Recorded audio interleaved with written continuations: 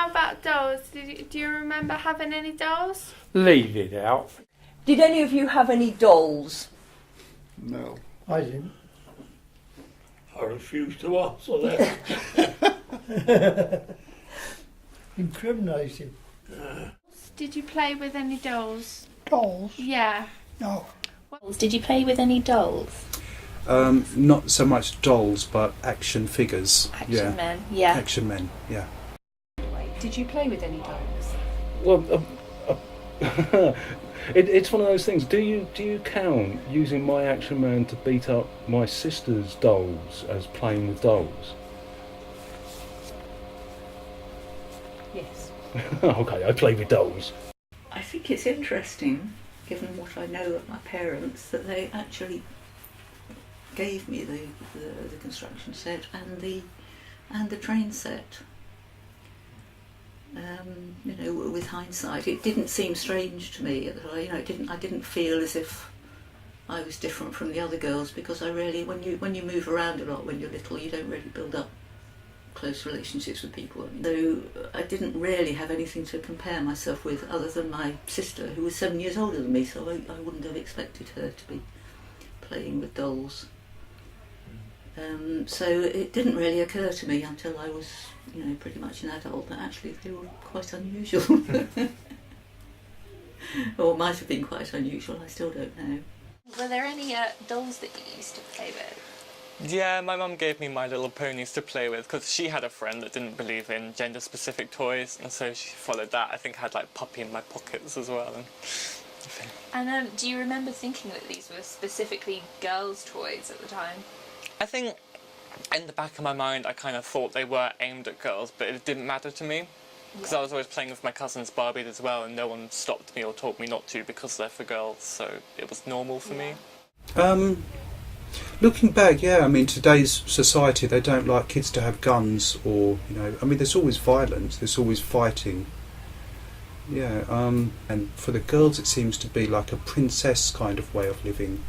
Did you kind of realise that division when you were younger with your sister? Do you find her games didn't interest you? Or very much, yeah. Yeah. She was about marriage and shopping, and she had a set which was about drinking tea, like a little, tea set. So that just didn't interest me at all. There's no guns, there's nothing. Hulk didn't take tea ever then. No. Dolls were much, much more important to me than teddy bears. I think from a very young age I realised that a bear wouldn't stand in the place of a baby for me. I was probably very, very realistic in that sense. It was nice to have fluffy things, but actually what I wanted was to play at being a mother. So dolls were more important. And all the other kids in my school loved Thundercats and loved the cartoon, and all the figures come out, and He-Man was just it was an old hat, and I was the other way. It's probably like the first time in my life where setting the tone for the rest of my life that the old stuff was better than the new stuff, and I didn't like change even as a 6-year-old. But it was very much that girls played with dolls and boys didn't play with dolls, and I think probably dolls were the one toy that was really gendered. Because I'm now living in this country and have been here for 15 years, that whole area around giving her up and putting her back, and then having sort of squeeze her back into life and live with the embarrassment of having a doll still around. When I moved to this country and I walked into other people's homes, there was this big relief to see in people's houses dolls, soft toys, all sorts of toys, and people really happy to talk about them. So they seem to move here with people into adulthood. Now you would never ever have that in Switzerland. No, that would be a joke. Firstly, it's a whole cultural thing, obviously. Zurich is a very Protestant place altogether, very, very Protestant, so very far away from any fairy tale. Sorry, I'm a bit, maybe make a bit of a caricature around this. But you will never, I promise you, you will not find a bear or a doll in a person's house who thinks he's an educated sort of person. Action Man came later. One thing I do remember, because I always wanted one, was a play suit which actually you turned into a Dalek from Doctor Who, which was made of PVC. That was for you to wear. That wasn't so much a doll. Yeah, but you then became the doll. You became the... Because then you were play acting. Hence I became an actor, I suppose, because I was play acting all the time. So by that time, Doctor Who had UNIT in it, which was an army, United Nations Intelligence Task Force. So I used my action men to be UNIT in Doctor Who. And of course we had little Dalek models and things like that. Even ended up making our own 8mm films, because that's how sport I was. I was given a camera to make little films with, which we did, as almost toys, and then turning into a career later in life. That was my life. From the age of about 3, I've been an engineer ever since. Yeah. So my whole life, really, if you're going to start talking about toys, they were all Meccano and things like that. I had every set there was, starting with, I think it was 3, going right up to the top ones. And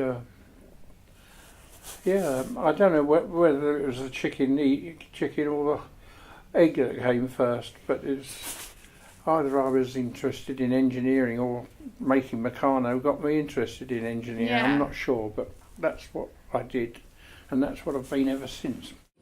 I'm a recovering alcoholic, and I went through various. When I first started coming off the booze, I tried going through various different recovery models, and they never worked. And I was told by my key worker that when I come off the booze, I would emotionally revert to when I started to drink. And I started drinking at a very, very young age. So I decided to embrace that and started doing the models. And I actually used that as a way to help me get off the booze. So you could say in later life, in my second childhood, they become far more important than in my first. I did invest a lot of personality in them. And if anyone had asked me whether I thought that they were racist, I would have said, no, they're just cute. But that's not really a defence of them. But to a child, to a primary school age child, that's what I thought of them. I thought differently about them as I got older and as I became less invested in them and engaged in them. But they were so much a part of who I was in those years and what I did. I got golly-related things for every birthday and Christmas for probably 4 or 5 years. But now I'm fully aware of how, they're deeply offensive, and the more knowledgeable I've got about their origins, the more I look differently on them, because now I can see by looking at them that they're absolutely part of a tradition of minstrelry and, mockery of black culture, which I couldn't see at the time because I didn't have that visual knowledge. And so I suppose some of the things that I treasure about it are the way that it shaped me as a person. When I look back at the golly book that I wrote, I see that as a precursor of books and articles and things that I've written now. And so they shaped my thinking in a lot of ways.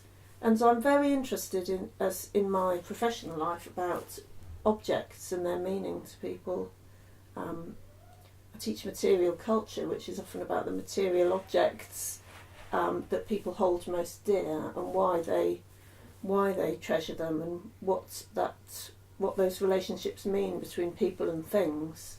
So I suppose I reflect on them when I'm thinking about that, when I think about attachment to objects, when I think about collecting, when I think about difficult objects. She's still with me, she's still around, and because she brings so an intense sort of collection of memories back of being in my life and being part of my life. I still can't really objectify her. She's still more than a doll. She was the one between me and, almost to say, she was sort of a go between me and other dolls, or me and toys, or me and the world, which is just the material world, if you like.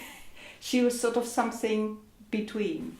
I wanted to study anthropology because I chose anthropology because you deal with lots of communities and cultures, non-European ones, who have strong ideas and beliefs that there is not such thing like material world and immaterial world.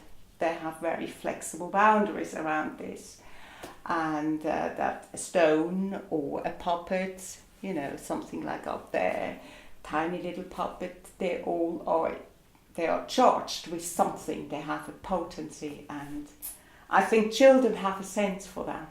Children know that exactly, that things are not just things, they're more than that.